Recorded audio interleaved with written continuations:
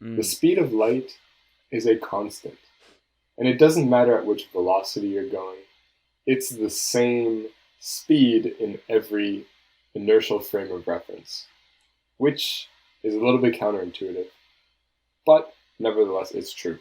Um, the speed of light is a constant called c, and it's what, like 99, 298, yeah, 98. Something it's 99,000. very close to 300. Yeah, Yeah, exactly. yeah. It's very fast. Very, how do you say, unnoticeable. That's why when you turn on the light in your room, you don't actually see, the delay between you turning on the light and the light reaching your eyes because That's it's also so with incredibly electricity. fast. That's also to do with the I speed of guess. electrons in the wire. But like, yeah, but I get your point. Yeah. Yeah. Well, actually, that's not quite true.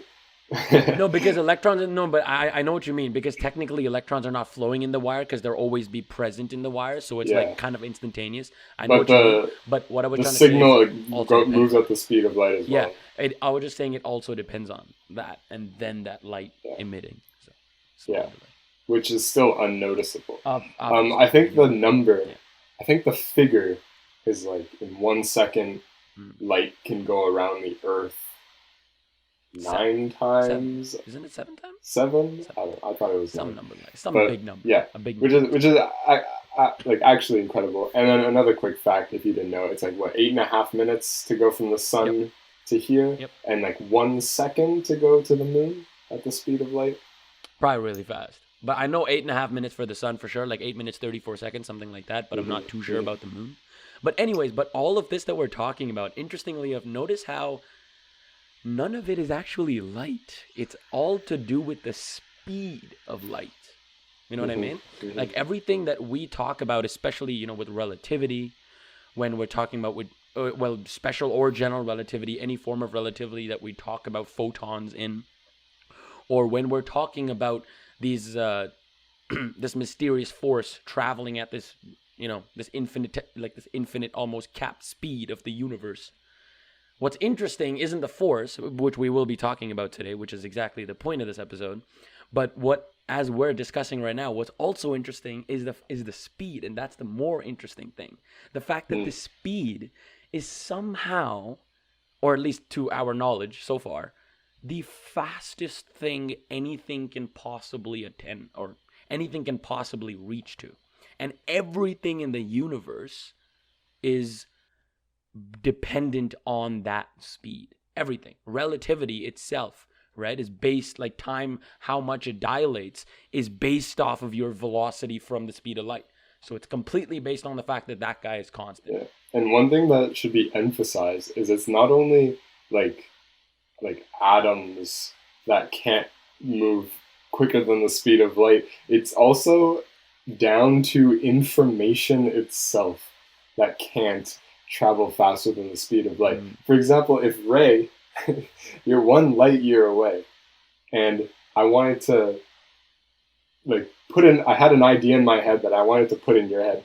There's no way that that idea can get into your head, not by Wi-Fi, Bluetooth, me call. There's no way. There's no way in the universe that the idea in my head can reach your head Quantum less entanglement. in less than a year.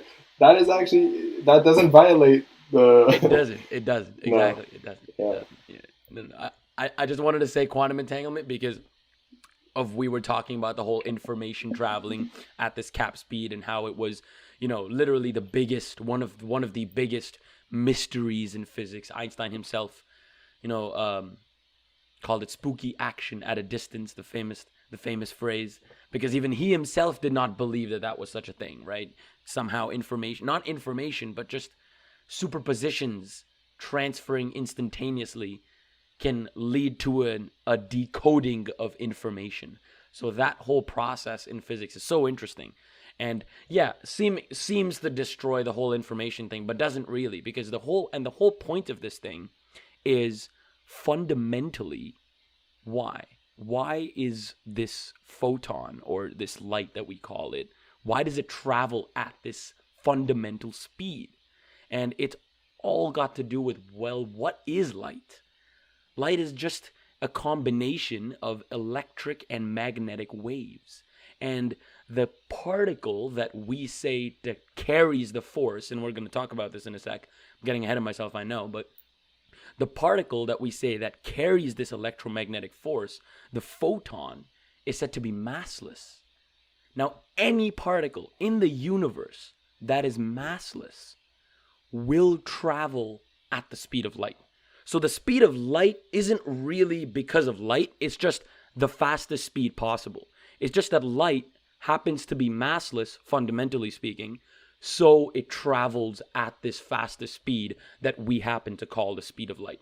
Even a gluon, for example, I know I'm getting a little aside here, but even a gluon, for example, the strong nuclear force, travels at the speed of light because it's massless. So all massless particles, why? Because what just happened?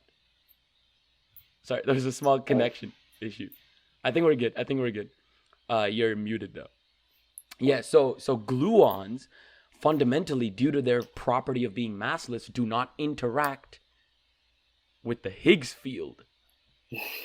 Quick thing to episode 64 with Dr. Don Lincoln, where we were talking about the Higgs boson and the Higgs field. And particles that don't interact with this field travel at this enormous speed that we happen to call the speed of light, right? And that's basically, the whole